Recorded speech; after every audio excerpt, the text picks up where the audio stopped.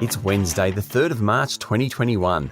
Welcome to the Fear and Greed Business Headlines, the business news you need in just 5 minutes. I'm Sean Aylmer.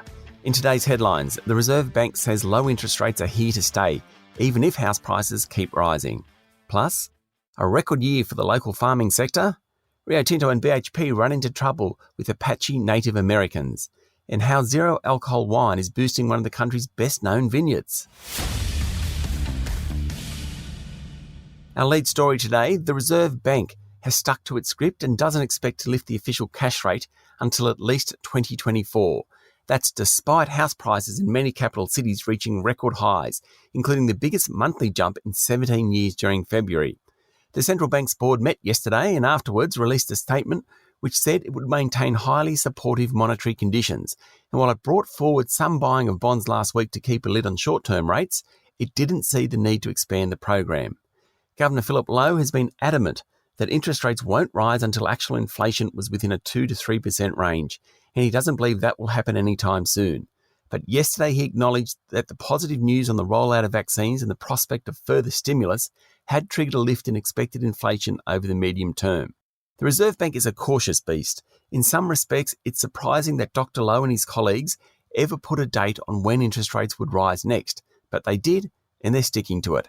The jump in house prices must be a concern, but as Commonwealth Bank boss Matt Comyn pointed out last week, the rises are happening away from the big two cities, Sydney and Melbourne, and that would reassure regulators. For its part, the Reserve Bank said lending standards needed to remain sound. It wouldn't be surprising if the RBA or banking regulator APRA tightened lending standards later in the year if the housing market continues to boom. So what does it all mean? Mortgage rates will remain low for some time yet, and that will support house prices and economic growth. Checking overseas news, in an unusual tie-up, drug giant Merck will manufacture its competitor Johnson & Johnson's COVID-19 vaccine in an attempt to boost production of the one-shot jab. The top officials of the Chinese Communist Party meet this week to approve a 5-year blueprint for the world's second-largest economy. One likely part of the strategy will be making big bets on emerging technologies, from hydrogen vehicles to biotech. China also wants to cut its dependence on the West for crucial technology parts such as computer chips. And how's this for a pay packet? The boss and founder of Blackstone, Stephen Schwarzman, a private equity group, made $615 million last year, mostly in dividends. And fellow PE head Leon Black from Apollo Global Management took home $225 million.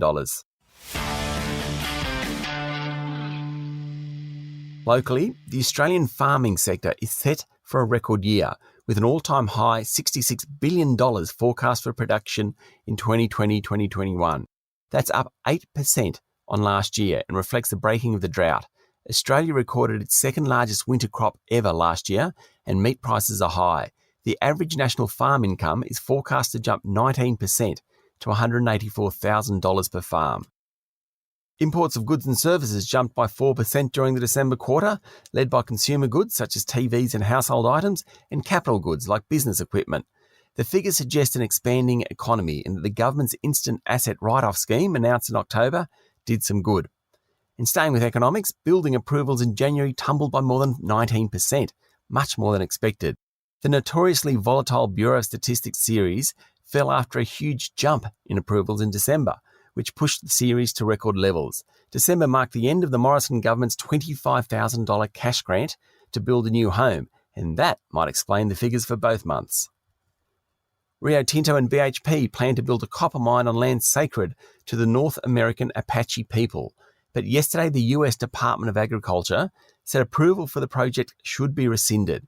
Under the original deal, a land swap was to take place that would give the miners an area called Oak Flat, which is sacred to local tribes.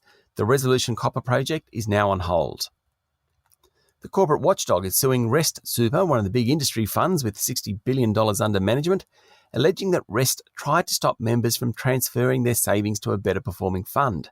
It comes as new figures show the pool of superannuation assets in Australia has passed $3 trillion for the first time, despite a spate of withdrawals last year. It's getting busier in the CBDs across the country, but there's still a long way to go.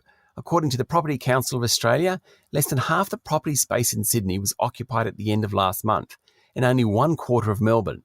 Brisbane, Canberra, Perth and Adelaide are at around 2/3 full, while Hobart is at 76%. The McGuigan wine brand, owned by ASX-listed Australian Vintage, said 4 alcohol-free wines now comprise 10% of sales, according to the Financial Review. The COVID pandemic triggered a fundamental change in people's approach to health and fitness, including a move to low or no alcohol drinks, the group chief executive Craig Garvin said. And the maker of Mars Confectionery has plugged its 6 factories and 2 offices into Victoria's biggest solar energy farm as part of the multinational group's goal of cutting its global emissions. It's one of the biggest manufacturers in the state, producing Mars and Milky Ways and Masterfood brands. That's the Fear and Greed business headlines for today. Make sure you've hit subscribe so you don't miss out. There's also more in today's full Fear and Greed podcast, including an interview with Ed McManus, CEO of food delivery service Deliveroo. I'm Sean Aylmer. Enjoy your day.